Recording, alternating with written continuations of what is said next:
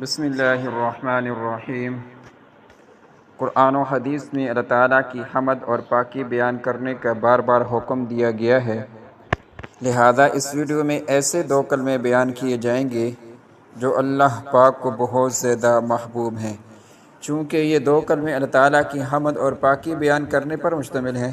اس لیے اس کے پڑھنے سے قرآن و حدیث کی ان تمام اوامر کی بجا آوری لازم آنے کے ساتھ ساتھ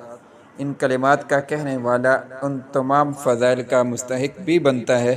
جو عمومی طور سے اللہ تعالیٰ کی پاکی اور حمد بیان کرنے کے بارے میں وارد ہوئے ہیں۔ مزید برآں ان عمومی فضائل کے علاوہ خصوصی ان دو کلموں کے فضائل مستقل طور پر بھی احادیث مبارکہ میں ملتے ہیں۔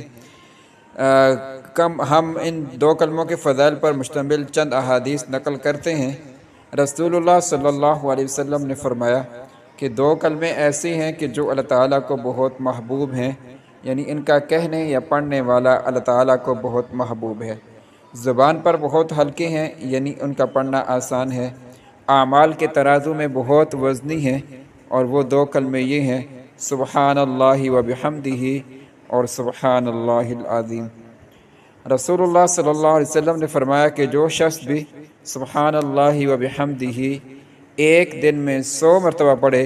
تو اس کے صغیرہ گناہ مٹا دیے جائیں گے، چاہے اس کے گناہ سمندر کی جاگ کے برابر ہی کیوں نہ ہوں۔ رسول اللہ صلی اللہ علیہ وسلم نے فرمایا کہ جو شخص بھی صبح و شام سبحان اللہ و بحمدہ 100 مرتبہ پڑھے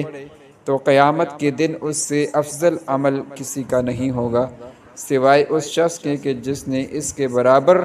یا اس سے زیادہ ان کلمات کو پڑھا ہو۔ رسول اللہ صلی اللہ علیہ وسلم نے فرمایا کہ جو شخص بھی سبحان اللہ و بحمدہ ایک دن میں 100 مرتبہ پڑھے تو اس کے صغیرہ گناہ مٹا دیے جائیں گے،